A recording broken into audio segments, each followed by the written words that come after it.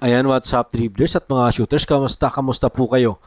George King muli nga pong nagparamdam para sa kanyang kupunan matapos ng bigyan ng ikatlong sunod na panalo ang Blackwater Bossing. Nang dahil dyan, ano nga ba masasabi ni Coach Jeffrey the Jet Carriazo at ni Troy Rosario?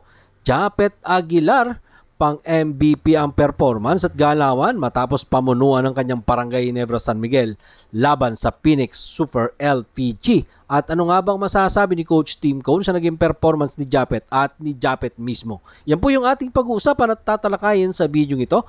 Matapos po akong maglambing sa inyo ng isang like, share, comment down below, and don't forget to subscribe and hit that notification bell button para updated po tayo sa ating pong mga video. Pinangunahan nga po ni George King ang Blackwater Bossing sa kanila pong ikatlong sunod na panalo sa kasalukuyang PBA Governors Cup matapos nilang bawian ng NLEX Road Warriors kagabi.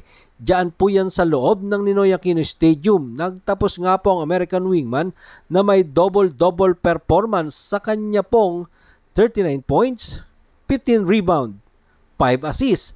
At sapat po yan para tulungan ang kanyang Blackwater Bossing sa pagrally ng NLEX Road Warriors sa fourth quarter ng nasabing bakbakan para sa kanila pong 3-3 win-loss record. Katabla po nila dyan ang NLEX Road Warriors sa Group B ng PBA Governors Cup na ipasok nga po ni George King ang isang step back 4-pointer shot sa harap ni NLEX guard Basser Amer.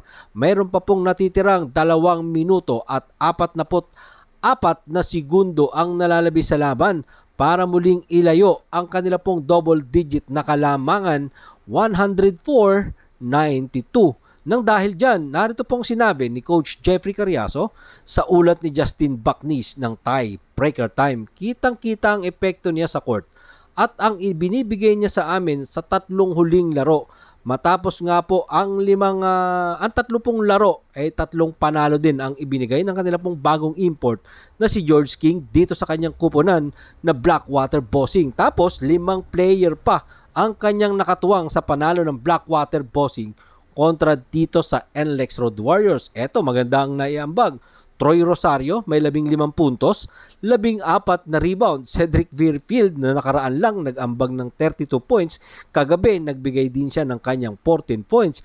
Consistent RK Ilagan mayroon 13 points at eto Justin Chua mayroon naman pong 11 points. Tapos Christian David mayroon 10 points. Narito naman po ang sinabi ni Troy Rosario na tinanghal naman pong best player of the game. Pagkasama namin si George King sa loob, mas madali yung basketball sa amin. Iraran lang namin yung plays namin. Pag walang mapupuntahan yung option na iran namin, may babagsakan kami ng bola. Magaling din kasi talaga magbasa ng teammates. Ito pong si George King. May mga nagsasabi pa nga na para siyang si Justin Brownlee. Diba? So, kayo mga shooters, kayo yung atin tatanungin. Yung galawan nga ba ni George King, kayo po ang umusga, mga kabarangay, mga ka-Blackwater Bossing, may hawig nga ba ang galawan ni George King sa galawan ni Justin Noypi Brownlee? Kayo na po ang umusga, kayo po ang mag-comment dyan sa ating comment section.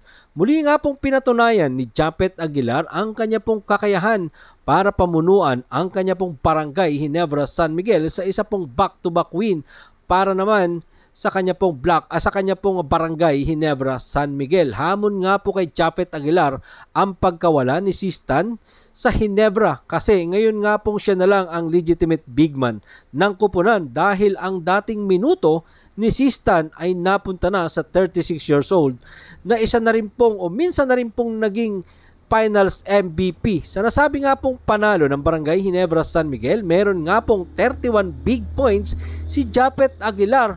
Para na siya ring, sapat po yan para siya tanghaling best player of the game.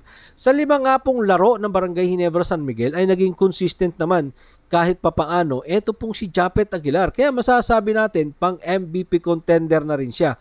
Narito po ang sinabi ni Coach Tim Cone sa kanya pong paboritong player na si Japet Aguilar patungkol sa magandang performance ni Japet Aguilar sa ulat pa din ni Justin Bacnis ng tie breaker time. Isang malaking adjustment para sa kanya dahil ang mga minuto niya ay tumaas. Ang pag-touch niya ay tumaas. Ang expectation para sa depensa ay tumaas. Pero sinabi nga din po ni Japet Aguilar na mananatili lang siya sa kung anuman ang kanya pong tungkulin at plano sa pagpapatuloy ng PBA Governors Cup. Narito po si Japet Aguilar sa ulat pa din ni Justin Bacnis ng Tiebreaker Time. Sinusubukan kong gawin lang ang aking role. Lagi kong iniisip kung papaano ako gagaling sa mga nakaraang laro. Hindi talaga maganda ang depensa kasi mas nakatuon ako sa game plan, depensa. Oo, masaya ako na nakuha namin ito.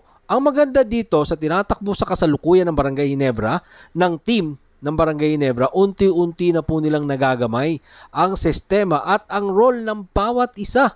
Si Stephen Holtz, imagine, dalawang magkasunod na maganda na ang kanyang naging performance.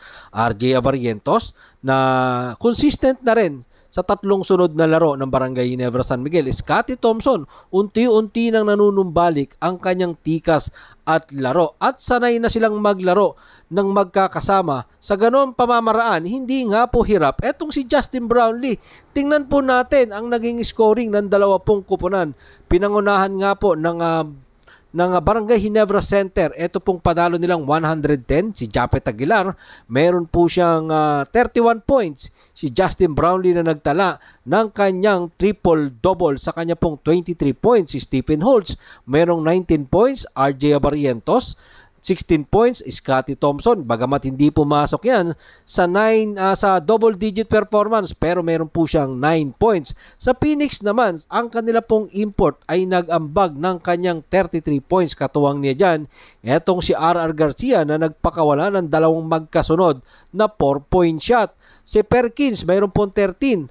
At sana masasabi natin, sa nakita natin naging laro ng Barangay Ginebra San Miguel kagabi, mukhang maganda na po yung tinatakbo ng play ng Barangay Ginebra. At the same time, yung Scotty Thompson, nakikita na natin yung potential nung kupunan ng Barangay Ginebra San Miguel. Hindi po sa atin sinasabing malakas na malakas nung Ginebra, ano? Pero nakikita kasi natin, sabi ko nga, pag nakabisa nila yung sistema ni Coach Tim Cone, maraming pahihirapang kupunan yung tikas at lakas ng Barangay Ginebra. Imagine mga shooters, hindi pa po nagpapakita dyan yung Ralph Koo, hindi pa rin natin nararamdaman dito.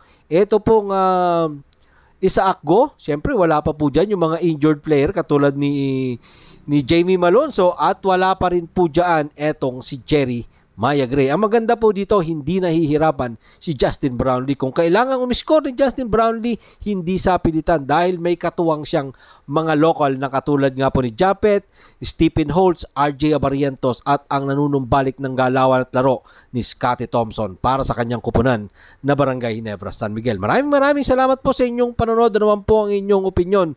Diyan po natin yan pag-usapan sa comments section. Ingat and God bless everyone. Adjourn. Pero bago po natin tapusin ang ating pong video, shoutout po kina